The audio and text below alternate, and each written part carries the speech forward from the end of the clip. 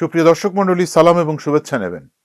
আচ্ছা বলেন তো, তুরস্কের মতো এত শক্তিশালী দেশ, এরদোগানের মতো এত প্রভাবশালী মুসলিম নেতা থাকতে যুদ্ধবিরতিতে সংলাপ কেন পাকিস্তানেই হলো? ইরান তো আগে থেকেই বলছে পাকিস্তানের নেতারা ইরান আর আমেরিকার সাথে ডাবল গেম খেলছে।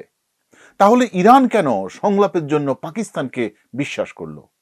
ইরান কি জানতো না পাকিস্তানিরা এমন এক জাতি যারা নিজেরাই কখনো নিজেদেরকে বিশ্বাস করে না, যারা বিসমিল্লা পড়ে মিথ্যা কথা বলে, গুনাহ করে আলহামদুলিল্লাহ বলে?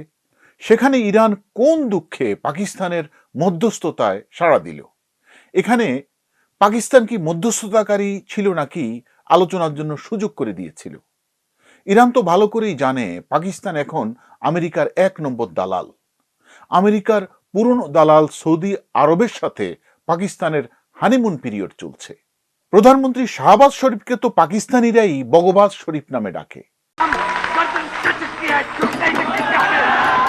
पाकिस्तान अमीर बनेगा, अमीर बनेगा। पाकिस्तान 1947 সালে স্বাধীন হওয়ার পর থেকে যেই দেশ সব সময় যুদ্ধে লিপ্ত, দেশটি নিজেদের দেশে গণতান্ত্রিকভাবে নির্বাচিত এবং জনপ্রিয় প্রধানমন্ত্রী ইমরান খানকে অন্যায়ভাবে আর্মির সহযোগিতায় কারাবন্দী করে রেখেছে। তারা কিভাবে প্রতিষ্ঠা করবে শান্তি? তাদের জেনারেলরা কারণে অকারণে বিভিন্ন দেশের সাথে যুদ্ধ বাঁধিয়ে দেয়। তারা থামাবে আমেরিকা ইরানের যুদ্ধ? সম্ভাবনা খুবই কম, তবে পারলে ইতিহাস হবে। বিশ্লেষকরা বলছেন 21 ঘন্টা কেন, পাকিস্তানে 21,000 ঘন্টা বৈঠক করলেও লাভ হবে না। কারণ এখানে পাকিস্তান আমেরিকার পক্ষ হয়ে ইসরায়েল আর সৌদি আরবের দালালি করবে। সূক্ষ্মভাবে আমেরিকার চাওয়া ইরানের উপর চাপিয়ে দিবে। সফল হলে বিরাট ক্রেডিট নেবে, কারণ বৈঠকে ইরানের চাওয়া ছিল অত্যন্ত যৌক্তিক, কিন্তু আমেরিকার অযৌক্তিক অন্যায্য দাবি কিভাবে মেনে নিতে হবে ইরানকে? The bad news is that we have not reached an agreement. We go back to the United States having not come to an agreement, and they have chosen not to accept our terms. Iran তো আগে থেকেই Hormuz প্রণালীর নিয়ন্ত্রণ করছিল। Iran তো কখনো পারমাণবিক শক্তি অর্জন করেনি। বৈঠকে ইরানের প্রতিনিধিরা আমেরিকার সাবেক প্রেসিডেন্ট জিমি কার্টারের সময়ে জব্দ করা ইরানের $12 বিলিয়ন ফেরত চেয়েছে। 2012 সালে যুক্তরাষ্ট্র এবং পশ্চিমাদের কাছে আটকে পড়া তাদের $100 বিলিয়ন বৈদেশিক রিজার্ভ ফেরত চেয়েছে। যুদ্ধের ক্ষতিপূরণ এবং লেবানন সহ পুরো অঞ্চলে যুদ্ধবিরতির দাবি জানিয়েছে। শান্তি প্রতিষ্ঠার জন্য এটি তো ছিল একেবারেই মৌলিক চাওয়া। কিন্তু যুক্তরাষ্ট্র এবং ইসরায়েল স্পষ্ট করে জানিয়ে দেয় লেবানন ইস্যুতে তারা আলোচনায় অংশ নিবে না। তাহলে শান্তি কোথায়? চুক্তি ছাড়াই যুক্তরাষ্ট্রে ফেরার ঘোষণা দেন মার্কিন ভাইস প্রেসিডেন্ট জেডি ভ্যান্স। বৈঠক শেষে তিনি বলেছেন, আলোচনা ভেস্তে যাওয়ায় যুক্তরাষ্ট্রের চেয়ে ইরানের জন্যই বেশি খারাপ খবর। And I think that's bad news for Iran much more than it's bad news for the United States of America. আলোচনা ব্যর্থ হওয়ার জন্য ইরানকে দায়ী করেছেন মার্কিন ভাইস প্রেসিডেন্ট ভ্যান্স। এখন চুক্তি না হওয়ায় মধ্যপ্রাচ্যে আবার উত্তেজনা বাড়ার আশঙ্কা তৈরি হয়েছে। এখন প্রশ্ন, ইরান এবং যুক্তরাষ্ট্র আবার আলোচনায় বসবে নাকি পরিস্থিতি আবার সংঘাতে গড়াবে? যদিও পাকিস্তানের প্রধানমন্ত্রী বগবাজ শরীফ এখনো শান্তির পায়রা দেখছেন, তাদের ভুয়া ফিল্ড মার্শাল আসিম মুনির এখনো সমঝোতার স্বপ্ন দেখছেন। যুদ্ধবিরতি টিকবে কিনা, হরমুজ প্রণালীর ভবিষ্যৎ কি হবে, এইসব প্রশ্ন এখনো অনিশ্চিত। তবে কূটনীতির পথ পুরোপুরি বন্ধ হয়ে যায়নি, এমন ইঙ্গিত মিললেও পরবর্তী আলোচনার সময় এবং স্থান এখনো নির্ধারণ করা হয়নি। আলোচনায় মতবিরোধ দেখা দেয় মূলত দুইটি ইস্যুতে: হরমুজ প্রণালীর নিয়ন্ত্রণ এবং ইরানের সমৃদ্ধ ইউরেনিয়াম মজুদ যা আছে সেটি আমেরিকার কাছে হস্তান্তর করা। কি এক মামার বাড়ির আবদার! Their nuclear program, such as it is, the enrichment facilities that they had before, they've been destroyed. আলোচনা ভেস্তে যাওয়ার পর এখন নতুন করে আবারও উত্তেজনা শুরু করেছে মার্কিন প্রেসিডেন্ট ডোনাল্ড ট্রাম্প। ইরানের বন্দরগুলো ঘিরে যুক্তরাষ্ট্রের অবরোধ কার্যক্রম শুরু হয়ে গেছে।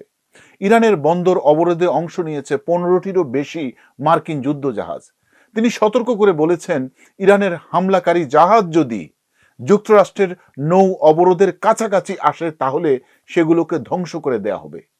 মার্কিন যুক্তরাষ্ট্র হরমুজ প্রণালীতে অবরোধ শুরু করার পর সোমবার অন্তত 2টি তেলবাহী ট্যাঙ্কার সেখান থেকে ফিরে গেছে। খবরটি নিশ্চিত করেছে বিবিসির মার্কিন অংশীদার সিবিএস নিউজ। তবে ট্রাম্পের ইরানি বন্দর অবরোধের পদক্ষেপে যোগ দেবে না যুক্তরাজ্য। ব্রিটিশ সরকারের পক্ষ থেকে বলা হয়েছে, নৌ চলাচলে স্বাধীনতা এবং হরমুজ প্রণালী খোলা রাখার নীতিকে সমর্থন করে যাবেন তারা, যা কিনা বিশ্বের অর্থনীতি সহ যুক্তরাজ্যের মানুষের জীবনযাত্রার ব্যয় নিয়ন্ত্রণের জন্য অত্যন্ত জরুরি। That's why we stayed out of the war and why we continue to stay out of the war. And that is why we are working now to restore freedom of navigation in the Middle East, because that is squarely in our national interest. চলমান সংকট নতুন করে মাথাচাড়া দেওয়ার আগেই Trump তার স্বভাবসুলভ মিথ্যে বলা আবার শুরু করেছেন। ডোনাল্ড ট্রাম্প দাবি করছেন ইসলামাবাদের বৈঠক ব্যর্থ হওয়ার পর ইরান আবার যুক্তরাষ্ট্রের সঙ্গে যোগাযোগ করছে। তেহরান খুব মরিয়া হয়ে ওয়াশিংটনের সঙ্গে একটি চুক্তি করতে চায়।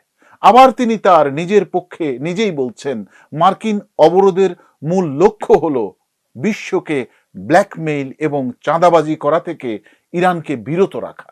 Iran is doing absolutely no business, and we're going to keep it that way very easily. কে বিশ্বে অশান্তির সৃষ্টি করে সেটি ট্রাম্প না জানলেও আমেরিকানরা ভালো করেই জানেন। দেশটির কেন্দ্রীয় গোয়েন্দা সংস্থা সিআইএর সাবেক প্রধান জন ব্রেনান বলেছেন, ট্রাম্পের মতো প্রেসিডেন্টের কথা মাথায় রেখেই যুক্তরাষ্ট্রের সংবিধানের 25তম সংশোধনী করা হয়েছিল। যুক্তরাষ্ট্রের সংবিধানের 25তম সংশোধনী অনুযায়ী ভাইস প্রেসিডেন্ট এবং মন্ত্রিসভার অধিকাংশ সদস্যের সমর্থনে একজন কার্যক্ষমতাহীন বা বিতর্কিত প্রেসিডেন্টকে ক্ষমতা থেকে সরিয়ে দেয়া সম্ভব। তার মতে ডোনাল্ড ট্রাম্প মানসিকভাবে বিকারগ্রস্ত। ট্রাম্পের বিরুদ্ধে যুক্তরাষ্ট্রের বিভিন্ন শহরে বিক্ষোভে প্রায় 80 লাখ মানুষ অংশ নিয়েছে। নিউ ইয়র্ক, ওয়াশিংটন, আটলান্টা, সানডিয়াগো সব জায়গাতেই এক সুর, এক দাবি, গণতন্ত্র রক্ষার আহ্বান। প্রতিবাদের ভিড়ে কণ্ঠ মিলিয়েছেন হলিউডের কিংবদন্তি অভিনেতা Robert De Niro. It's no longer down with Trump, it's fuck Trump. যুক্তরাষ্ট্র জুড়ে নো কিংস আন্দোলনের সাম্প্রতিক বিক্ষোভে অংশ নিয়ে তিনি সরাসরি আক্রমণ করেছেন প্রেসিডেন্ট ডোনাল্ড ট্রাম্পকে। তিনি বলেছেন, ট্রাম্প আমাদের স্বাধীনতা এবং নিরাপত্তার জন্য অনেক বড় হুমকি। No King Trump, no unnecessary wars that rob our resources, sacrifice our brave servicemen and women, and slaughter innocents. ইরানের পররাষ্ট্রমন্ত্রী আব্বাস আগাচি বলেছেন, ইসলামাবাদে যুক্তরাষ্ট্রের সঙ্গে অনুষ্ঠিত উচ্চ পর্যায়ের শান্তি আলোচনায় একটি চুক্তির একেবারে কাছাকাছি পৌঁছেও শেষ পর্যন্ত ভেস্তে গেছে। তার দাবি, আলোচনায় যুক্তরাষ্ট্রের এক চুলও ছাড় না দেয়াই এর কারণ। বারবার অবস্থান পরিবর্তন এবং নানা ধরনের চাপই এই ব্যর্থতার মূল কারণ হিসেবে দাবি করছে তারা। আবার নেতানিয়াহুও চাইছেন এই আলোচনা আসলে ভেস্তে যাক, কারণ নেতানিয়াহু এই যুদ্ধকে আরো লম্বা করতে চায়। ইরানের প্রেসিডেন্ট মাসুদ পেজেশকিয়ানও আলোচনার ব্যর্থতার জন্য যুক্তরাষ্ট্রের অবস্থানকেই দায়ী করেছেন। তিনি বলেছেন, ওয়াশিংটন যদি তাদের কর্তৃত্ববাদী মনোভাব ত্যাগ করে এবং ইরানের অধিকারের প্রতি সম্মান দেখায়, তবে এখনো একটি সমঝোতা করা সম্ভব। আর যদি কোনো কিছুই না হয়, তবে ইরানকে তাদের প্রতিরোধ অব্যাহত রাখতেই হবে এবং শেষ পর্যন্ত যুদ্ধ চালিয়েই যেতে হবে। ভালো থাকবেন, সুস্থ থাকবেন। ধন্যবাদ।